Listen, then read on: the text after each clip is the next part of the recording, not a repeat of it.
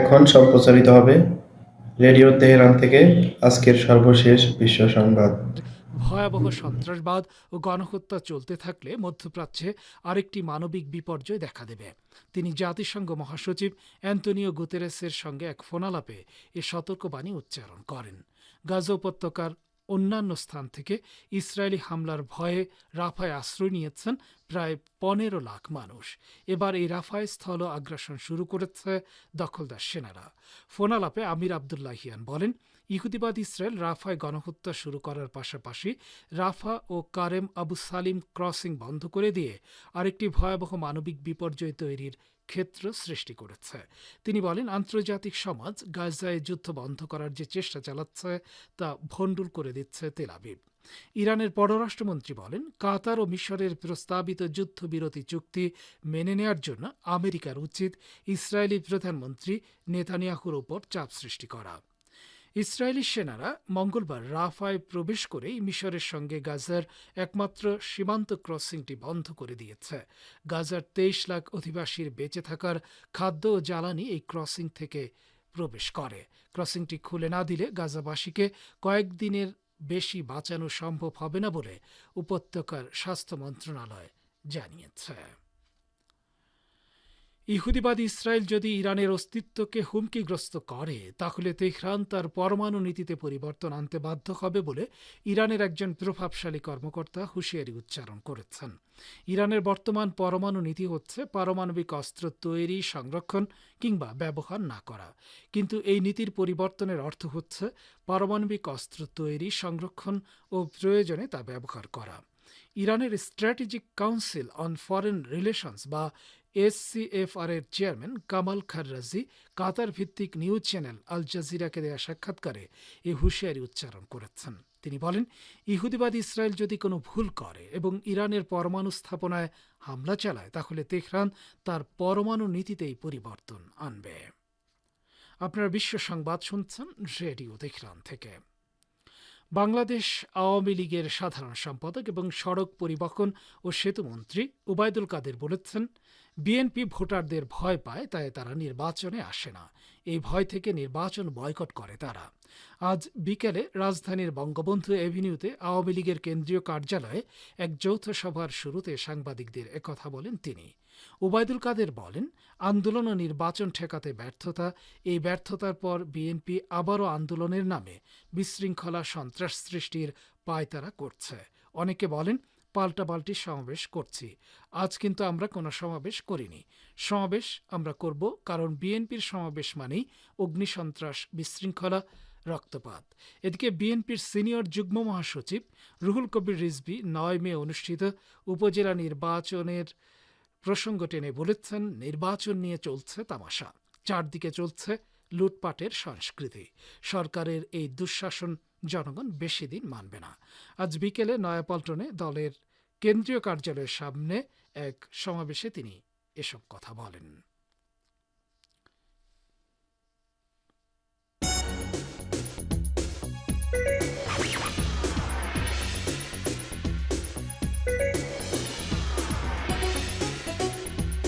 Radio Tehran, খবরের সঙ্গে ২৪ ঘন্টা।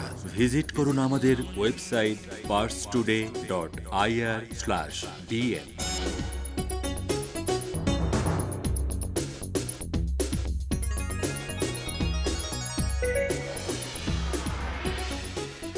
আপনারা বিশ্ব সংবাদ শুনছেন রেডিও তেহরান থেকে, আর প্রচারিত হচ্ছে শর্টে ২৫ মিটার ব্যান্ডে।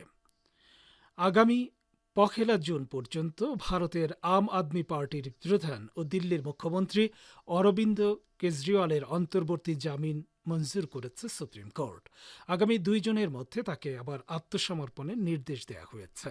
দিল্লির আবগারি নীতিকাণ্ডে গত ২১ মার্চ তাকে গ্রেফতার করেছিল ভারতের কেন্দ্রীয় অর্থ মন্ত্রণালয়ের তদন্তকারী সংস্থা এনফোর্সমেন্ট ডিরেক্টরেট বা ইডি। সেই থেকে তিহার জেলে বন্দী আছেন তিনি। লোকসভা নির্বাচনের প্রচারে যাওয়ার জন্য জেল থেকে এই জামিনের আবেদন করেছিলেন কেজরিওয়াল। তার আইনজীবী অভিষেক মনু সিংভি আদালতে ৪ জুন ভোটের ফল ঘোষণা না হওয়া পর্যন্ত অন্তর্বর্তী জামিন দেওয়ার আবেদন জানান, কিন্তু সে আবেদন খারিজ করে দিয়েছে সুপ্রিম কোর্ট। আজ শীর্ষ আদালত জানায় 1 জুন পর্যন্ত 21 দিনের জন্য কেজরিওয়ালকে অন্তর্বর্তী জামিন দিলে কোনো হেরফের হবে না। এদিকে কেজরিওয়ালের অন্তর্বর্তী জামিনের খবর পেয়ে এক্স পেজে সন্তোষ প্রকাশ করেছেন পশ্চিমবঙ্গের মুখ্যমন্ত্রী মমতা বন্দ্যোপাধ্যায়। ইসরায়েলি আগ্রাসনের শিকার গাজাবাসীর প্রতি সমর্থন জানিয়ে ইসরায়েলের সঙ্গে সংশ্লিষ্ট আরও 3টি জাহাজে হামলা চালানোর কথা ঘোষণা করেছে ইয়েমেন। দেশটির সশস্ত্র বাহিনীর মুখপাত্র ব্রিগেডিয়ার জেনারেল ইয়াহিয়া সারি বৃহস্পতিবার এক টেলিভিশন ভাষণে এ তথ্য জানিয়েছেন। তিনি বলেছেন, ইয়েমেনের সেনাবাহিনী ড্রোন ও ব্যালিস্টিক ক্ষেপণাস্ত্র ব্যবহার করে এডেন সাগরে 2টি জাহাজ এমএসসি দিয়েগো এবং এমএসই গিনায় হামলা চালিয়েছে। সেই সঙ্গে এমএসসি ভিক্টোরিয়া নামক আরেকটি জাহাজে ভারত মহাসাগরে একবার এবং আরব সাগরে আরেকবার হামলা চালানো হয়েছে। জেনারেল সারি বলেন, ইয়েমেনের সশস্ত্র বাহিনী গাজা পরিস্থিতির দিকে গভীরভাবে নজর রাখছে। দখলদার সেনারা যতদিন গাজায় গণহত্যা অব্যাহত রাখবে ততদিন ইসরায়েলের সঙ্গে সংশ্লিষ্ট জাহাজগুলোতে হামলা চালিয়ে যাবে ইয়েমেনের সশস্ত্র বাহিনী। ইসলামী প্রজাতন্ত্র ইরানের প্রভাবশালী আলেম হুজ্জাতুল ইসলাম কাজেম সিদ্দিকী হজকে ধর্মীয় বিধিবিধানের পরিপূর্ণতার প্রতীক হিসেবে অভিহিত করেছেন। আজ তেহরানে জুমার নামাজের খুতবায় তিনি একথা বলেন। তিনি আরও বলেছেন, বারাআত বা মুশরিকদের সঙ্গে সম্পর্কচ্ছেদের বিষয়টি না থাকলে হজের বার্তা মুসলিম উম্মার কাছে সঠিকভাবে পৌঁছাবে না। এবছরের হজ বারাআতের হজ। এবারের হজে অংশগ্রহণকারী ব্যক্তিরা তারা যে জাতিরই হোক না কেন এবার আমেরিকা ধ্বংস হোক বলে স্লোগান দেবেন।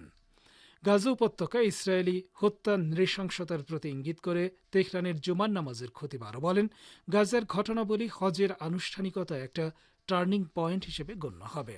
মানবাধিকারের বিরুদ্ধে পশ্চিমাদের অবস্থান গাজার ঘটনায় সুস্পষ্ট হয়েছে বলে তিনি মন্তব্য করেন। খতিব বলেন, আমরা গাজায় দেখতে পাচ্ছি নজিরবিহীন নিপীড়নের মধ্যেও গাজাবাসী প্রতিরোধ গড়ে তুলছে। একই সঙ্গে সেখানে আমেরিকা ও ইসরায়েলের নিষ্ঠুরতার সাক্ষী হচ্ছে গোটা বিশ্ব। সারা বিশ্বে দখলদার ইসরায়েলের বিরুদ্ধে ছাত্রছাত্রীদের আন্দোলনের প্রশংসা করে ইরানের এই আলেম বলেন, সারা বিশ্বে শিক্ষার্থীরা একটি স্বতঃস্ফূর্ত সমন্বিত আন্দোলন গড়ে তুলেছে, কিন্তু মানবাধিকার ও নারীর অধিকারের দাবিদারেরা তাদের সঙ্গে বর্বর আচরণ করছে। নির্যাতিতদের মধ্যে নারীরাও রয়েছেন। ইহুদিবাদ ইসরায়েলের শীর্ষ নেতাদের বিরুদ্ধে গ্রেফতারি পরোয়ানা জারি করলে মার্কিন সরকার আন্তর্জাতিক ফৌজদারি আদালত বা আইসিসির কর্মকর্তাদের বিরুদ্ধে নিষেধাজ্ঞা আরোপ করবে বলে যে খবর বেরিয়েছে তার তীব্র নিন্দা জানিয়েছে ইরান। মার্কিন কংগ্রেসে দেশটির প্রধান 2 দলের আইন প্রণেতারা হুমকি দিয়েছেন তারা এমন একটি আইন প্রণয়ন করতে যাচ্ছেন যার ফলে আইসিসি ইসরায়েলের বিরুদ্ধে কোনো নির্দেশ জারি করলেই এই আদালতের বিরুদ্ধে নিষেধাজ্ঞা আরোপ করবে ওয়াশিংটন। কংগ্রেসের পররাষ্ট্র বিষয়ক কমিটির চেয়ারম্যান মাইকেল ম্যাককল নিশ্চিত করেছেন যে এ সংক্রান্ত আইনের খসড়া তৈরির কাজ চলছে। ইরানের পররাষ্ট্র মন্ত্রণালয়ের মুখপাত্র নাসের কানআনি নিজের অফিসিয়াল এক্স পেজে দেয়া এক পোস্টে কংগ্রেসের এ পদক্ষেপের নিন্দা জানিয়ে লিখেছেন, এটি একটি লজ্জাকর ও উদ্বেগজনক আইন। তিনি আরও বলেন, গণহত্যা ও যুদ্ধাপরাধের দায় থেকে ইহুদিবাদ ইসরায়েলকে মুক্ত রাখার লক্ষ্যে মার্কিন কংগ্রেসের একদল প্রতিনিধি আইসিসির বিচারক ও কৌশলীদের হুমকি দিয়ে যাচ্ছেন, যা অত্যন্ত উদ্বেগজনক। গাজা উপত্যকার সর্বদক্ষিণের সকল রাফায় বড় ধরনের হামলা চালালেও ইসরায়েলের কাছে অস্ত্র সরবরাহ বন্ধ করবে না ব্রিটিশ সরকার। ব্রিটিশ পররাষ্ট্রমন্ত্রী ডেভিড ক্যামেরন বৃহস্পতিবার দেয়া এক বক্তৃতায় এ প্রত্যয় ব্যক্ত করেছেন। তিনি দাবি করেন, ইসরায়েলের কাছে তার দেশের অস্ত্র রপ্তানির সঙ্গে আমেরিকার অস্ত্র রপ্তানির কোনো মিল নেই, বরং মৌলিক পার্থক্য রয়েছে। ব্রিটিশ পররাষ্ট্রমন্ত্রী দাবি করেন, মার্কিন যুক্তরাষ্ট্র ইসরায়েলকে সরাসরি অস্ত্র দিলেও ব্রিটেন তা করে না, বরং ব্রিটিশ সরকার সেদেশের কোম্পানিগুলোকে অস্ত্র রপ্তানির লাইসেন্স প্রদান করে মাত্র। ক্যামেরুন এমন সময় এই বক্তব্য দিলেন যখন মার্কিন প্রেসিডেন্ট জো বাইডেন বৃহস্পতিবারই এক সাক্ষাৎকারে বলেন, ইসরায়েল যদি আমেরিকার নিষেধ অমান্য করে এবং রাফায় ব্যাপক ভিত্তিক অভিযান শুরু করে তাহলে তেল আবিবকে গোলাবারুদ দেয়া বন্ধ করে দেবে ওয়াশিংটন। যদিও ইসরায়েলি প্রধানমন্ত্রী বলেছেন, রাফায় আগ্রাসন চালানোর জন্য তেল আবিবের কাছে যথেষ্ট অস্ত্র এবং গোলাবারুদ রয়েছে। ব্রিটিশ পররাষ্ট্রমন্ত্রী তার বক্তৃতায় বলেছেন, ইসরায়েলকে সহযোগিতা করার ক্ষেত্রে পশ্চিমা দেশগুলোর আরও বেশি সাহস দেখানো উচিত। তবে ইসরায়েল যদি গাজায় ব্রিটেনের রেড লাইনগুলো অতিক্রম করে, তাহলে লন্ডন তেল আবিবের বিরুদ্ধে কোনো শাস্তিমূলক ব্যবস্থা নেবে কিনা তা জানাতে পারেননি ক্যামেরন। বিশ্বে অস্ত্র ব্যবসার বিরোধী সংগঠন সিএএটির কর্মকর্তা কেইট ফলেন বলেছেন, ক্যামেরনের বক্তব্য দেখে মনে হয় তিনি যেমন ফিলিস্তিনিদের বেঁচে থাকার অধিকারকে স্বীকৃতি দিতে নারাজ, তেমনি গাজায় ব্রিটিশ আইন লঙ্ঘিত করে কি শাস্তি দেওয়া হবে তা বলা থেকেও বিরত রয়েছেন তিনি। শ্রোতা বন্ধুরা, বিশ্ব সংবাদে এই ছিল আমাদের সর্বশেষ আয়োজন। সঙ্গে থাকার জন্য আপনাদের সবাইকে অসংখ্য ধন্যবাদ।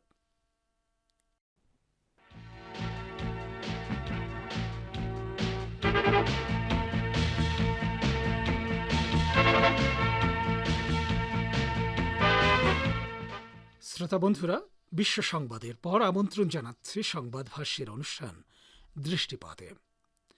ইউরোপীয় ইউনিয়নের পররাষ্ট্রনীতি বিষয়ক প্রধান জোসেফ বোরেল বলেছেন, আমরা ইউরোপীয়রা আমাদের চারদিকে বন্ধুদের জন্য একটি নিরাপত্তা বলয় তৈরি করতে চেয়েছিলাম, কিন্তু এখন আমরা দেখতে পাচ্ছি চারদিকে আগুনের বলয় তৈরি হয়েছে। তার এই বক্তব্যের তাৎপর্য সম্পর্কে এখন রয়েছে আমাদের ভাষ্যকারের একটি পর্যালোচনা, পড়ে শোনাচ্ছেন রেজওয়ান হোসেন। আমরা ইউরোপীয়রা আমাদের চারদিকে বন্ধুদের জন্য একটি নিরাপত্তা বলয় তৈরি করতে চেয়েছিলাম, কিন্তু এখন আমরা দেখতে পাচ্ছি চারদিকে আগুনের বলয় তৈরি হয়েছে। ইউরোপীয় ইউনিয়নের পররাষ্ট্রনীতি বিষয়ক প্রধান জোসেফ বোরেল ইংল্যান্ডের অক্সফোর্ড বিশ্ববিদ্যালয়ে এক বক্তৃতার সময় ইউক্রেন যুদ্ধের মতো বিশ্বের সবচেয়ে গুরুত্বপূর্ণ বিষয়ে তার মতামত ব্যাখ্যা করতে গিয়ে একথা বলেছেন। এছাড়া তিনি ফিলিস্তিন ইস্যু, আন্তর্জাতিক ব্যবস্থা, চীনের শক্তি বৃদ্ধি এবং নিরাপত্তা ক্ষেত্রে আমেরিকার উপর নির্ভরতা থেকে বেরিয়ে এসে ইউরোপের আরও স্বাধীন হওয়ার বিষয়ে বক্তব্য দিয়েছেন। জোসেফ বোরেলের বক্তব্য ইউরোপীয় এক্সটার্নাল সার্ভিসের ওয়েবসাইটে প্রকাশিত হয়েছে। এখানে তার কিছু অংশ তুলে ধরা হলো। স্নায়ুযুদ্ধের পরে আমরা যে একমেরুকেন্দ্রিক আন্তর্জাতিক ব্যবস্থায় অভ্যস্ত হয়ে পড়েছিলাম, তা এখন আর সেই অবস্থায় নেই, কেননা আমেরিকা তার আধিপত্যবাদী অবস্থান হারিয়েছে। প্রকৃতপক্ষে 1945 সালের পর বহুপক্ষীয় বিশ্ব ব্যবস্থার ধারণা ক্রমেই দুর্বল হয়ে পড়ছিল, কিন্তু গত 30 বছরে বিশ্বের জিডিপিতে চীনের অংশীদারিত্ব 6% থেকে বেড়ে প্রায় 20% হয়েছে, অথচ আমরা ইউরোপীয়রা 21% থেকে 14% এবং মার্কিন যুক্তরাষ্ট্র 20% থেকে 15%-এ নেমে এসেছি। এটা অর্থনৈতিক ক্ষেত্রে একটি নাটকীয় পরিবর্তন। জোসেফ বোরেল বলেন, চীন আমাদের এবং মার্কিন যুক্তরাষ্ট্রের জন্য বিরাট প্রতিদ্বন্দ্বী হয়ে উঠেছে। শুধুমাত্র সস্তা পণ্য উৎপাদনে নয়, একই সাথে বড় সামরিক শক্তি হিসেবে ও প্রযুক্তিগত উন্নয়নে এমন উচ্চতর পর্যায়ে পৌঁছে গেছে যে তারা আগামীতে আমাদের ভবিষ্যৎ নির্ধারণ করবে। চীন একদিকে রাশিয়ার সাথে নজিরবিহীন বন্ধুত্ব গড়ে তুলেছে, অন্যদিকে বিরাট সামরিক শক্তি অর্জন করেছে। বলা যায় চীন বিশ্বের অন্যতম বৃহৎ খেলোয়াড় হিসেবে আত্মপ্রকাশ করতে যাচ্ছে। চীন ব্রিক্সের সদস্য হোক বা অন্য কোনো জোটের সদস্য হোক বা না হোক, সব ক্ষেত্রে নিজেদের শক্ত অবস্থানকে ধরে রেখেছে। এই অবস্থান ধরে রাখার জন্য সিদ্ধান্ত গ্রহণে চীন নিজেদের স্বাধীনতাকে অগ্রাধিকার দেয় এবং কারো পক্ষ হয়ে কাজ করে না। আমরা ইউরোপীয়রা আমাদের চারদিকে বন্ধুদের জন্য একটি নিরাপত্তা বলয় তৈরি করতে চেয়েছিলাম, কিন্তু এখন আমরা দেখতে পাচ্ছি চারদিকে আগুনের বলয় তৈরি হয়েছে। এই আগুনের বলয় মধ্যপ্রাচ্যের উপকূলীয় এলাকা থেকে শুরু করে ককেশাস এবং ইউক্রেনের যুদ্ধক্ষেত্র পর্যন্ত পৌঁছেছে। জোসেফ বোরেল আরো বলেছেন, বিশ্বের কিছু গুরুত্বপূর্ণ প্রণালীতে, যেমন লোহিত সাগর এলাকায় ইউরোপের নৌবাহিনী সেখানে সংঘাতে জর্জরিত। এছাড়াও দুটি জায়গায় যুদ্ধ চলছে যেখানে মানুষ তাদের জমি ফিরে পাবার জন্য লড়াই করে যাচ্ছে। একটি হচ্ছে ফিলিস্তিন ভূখণ্ড আর অন্যটি হচ্ছে ইউক্রেন। এক পক্ষ বলছে এটি আমাদের জমি, অন্য পক্ষ বলছে না, এটি আমাদের জমি। জমির জন্য এই লড়াইয়ে অনেক রক্ত ঝরবে। জোসেফ বোরেল আরো বলেছেন, আমরা কিছু ক্ষেত্রে বিশ্বব্যাপী পরিবর্তনের বিষয়টি প্রত্যক্ষ করছি। জলবায়ু পরিবর্তন এখন আর ভবিষ্যতের জন্য কোনো সমস্যা নয়। জলবায়ুর বিপর্যয় সাময়িক, তবে তা আগামীর জন্য সমস্যা নয়। এছাড়া প্রযুক্তিগত উন্নয়ন, বিশেষ করে সবাই কৃত্রিম বুদ্ধিমত্তা সম্পর্কে যে কথা বলছে তা এমন পরিবর্তন আনবে যে সম্পর্কে আমরা এখনই পুরোপুরি বুঝতে অক্ষম। যাই হোক, পর্যবেক্ষকরা বলছেন, আমরা সতর্কবার্তা শুনছি যে ইউরোপ মারা যেতে পারে। তা খুব ভালো দিক, কিন্তু আমাদের কি ভূমিকা থাকা উচিত সেটাই এখন সবচেয়ে বড় প্রশ্ন। এতক্ষণ যারা আমাদের সংবাদটি শুনলেন, সবাইকে অসংখ্য ধন্যবাদ। আমাদের নিয়মিত ভিউয়ার যারা আছেন তাদের 82% ভিউয়ার্স এখনও আমাদের চ্যানেলটি সাবস্ক্রাইব করেননি। সো যারা যারা আমাদের চ্যানেলটি এখনও সাবস্ক্রাইব করেননি, দয়া করে সাবস্ক্রাইব করে দিন এবং নিয়মিত আমাদের পাশে থাকবেন আশা করি। ধন্যবাদ সবাইকে।